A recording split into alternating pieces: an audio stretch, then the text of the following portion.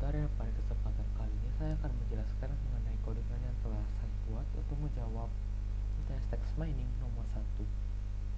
Pertama, saya melakukan import serta install untuk beberapa library yang akan membantu saya dalam menjawab pertanyaan yang telah diberikan. Kemudian untuk pertanyaan pertama, ketika anak diminta untuk melakukan scraping terhadap komentar pada YouTube, saya menggunakan API dari YouTube itu sendiri.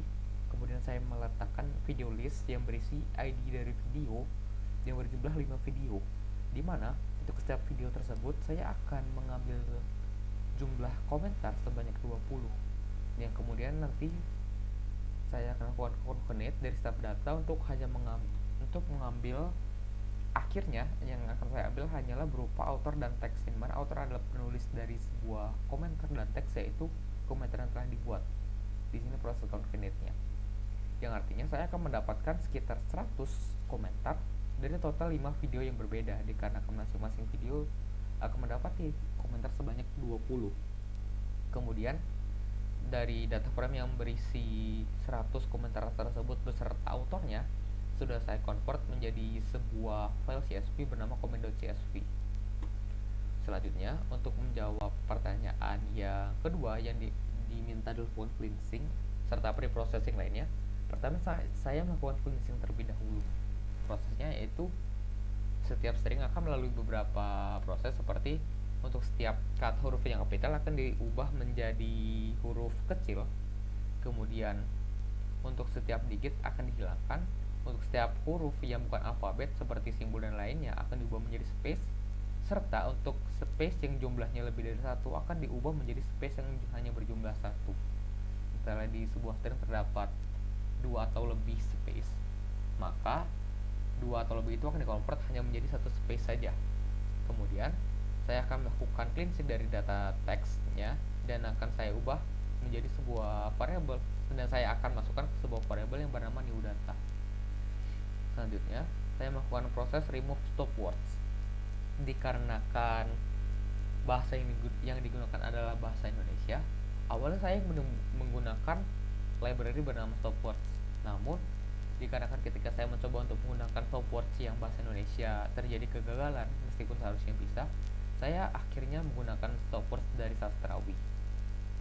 Dan didapati prosesnya seperti berikut. Saya melakukan remove stop words, yang dimana untuk setiap cara kerjanya dari stop words sendiri yaitu dengan cara mengecek setiap kata yang terdapat pada suatu string akan dilakukan pengecekan. Apabila kata tersebut terdapat atau terdeteksi cocok sebagai stop words, maka kata tersebut akan dihilangkan.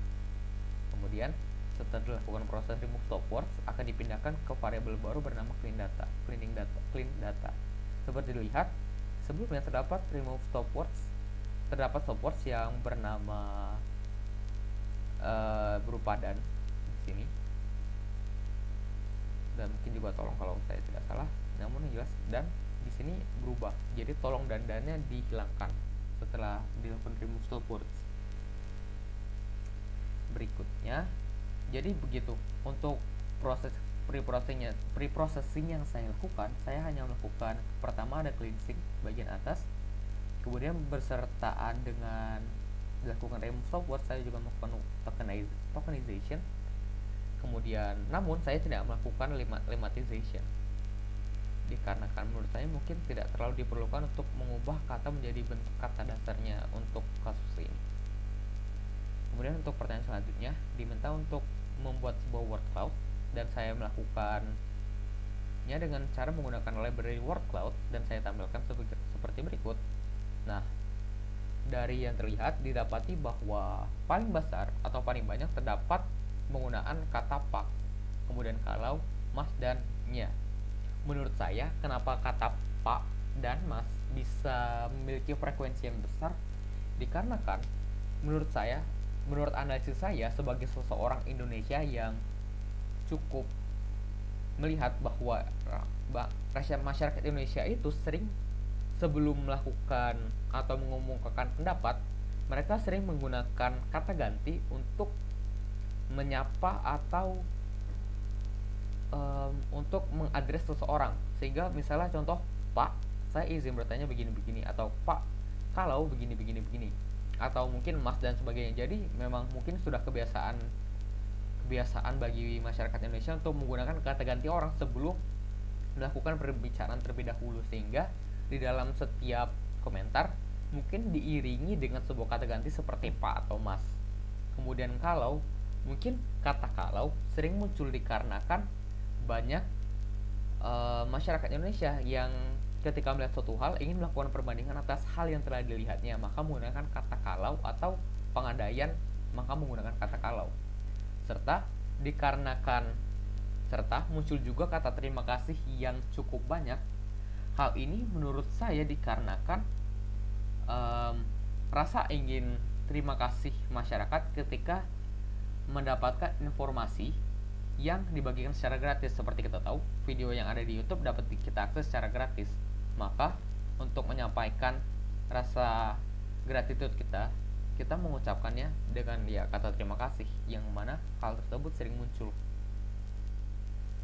Selanjutnya, untuk dua metode factorizer yang saya gunakan, saya menggunakan count factorizer beserta typepdf. Untuk count factorizer dapat lihat di sini hasilnya. Kemudian untuk typepdf juga di sini. Oke.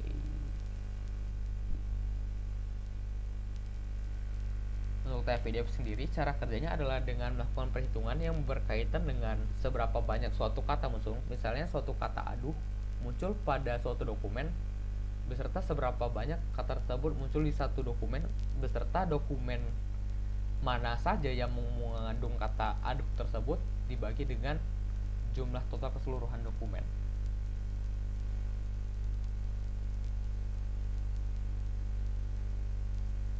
Sekian dari saya, terima kasih.